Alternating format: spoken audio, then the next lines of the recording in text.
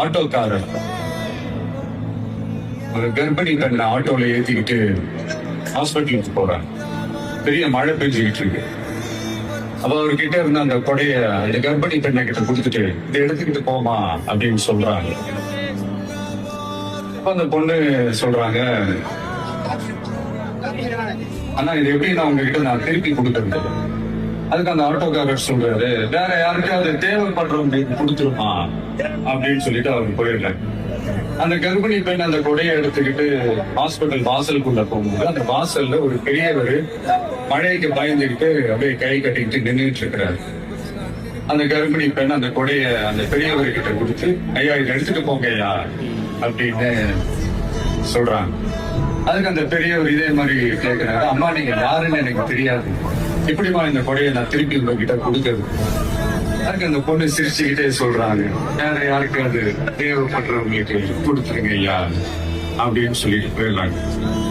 உடனே அந்த பெரியவர் கொடையை எடுத்துக்கிட்டு பஸ் ஸ்டாப்புக்கு வராரு. பஸ் வந்து ஏறி போகும்போது அங்க பாக்குறாங்க ஒரு பூக்கார அம்மா பூவை வச்சுக்கிட்டு ஒரு அட்டையை மழைக்காக குடிச்சுக்கிட்டு உட்கார்ந்துட்டு இருக்கிறாங்க.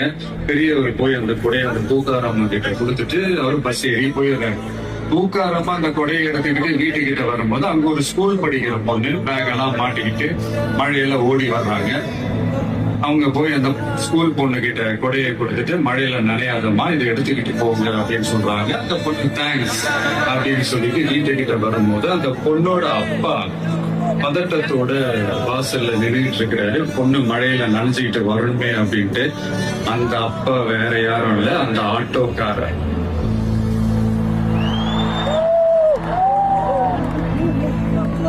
அந்த குடை அவர் கொடுத்த குடை.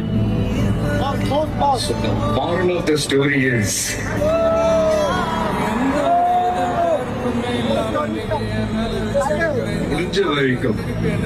முடிஞ்ச வரைக்கும் எல்லாருக்கும் சின்ன சின்னதா ஒரு நல்லது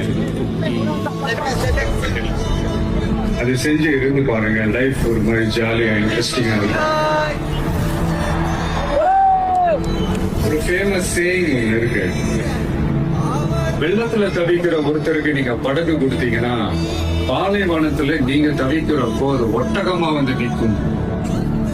இப்ப யாராவது உங்களுக்கு ஏதாவது கெடுதல் செஞ்சுட்டாங்கன்னு அதை நீங்க பழி வாங்கிட்டீங்கன்னு நீங்களேன், அந்த நாள் முழுக்க நீங்க சம மகிழ்ச்சியா இருப்பீங்க. எப்படி பார்த்தல எப்படி பழி வாங்கினேன். ஆனா அதே மனுஷனை மன்னிச்சு விட்டு பாருங்க, வாழ்நாள் முழுக்க நிம்மதியா இருப்பீங்க. முறைதான் உன்னை பார்த்தால் அது வரமே, நினைத்தால் உன்னை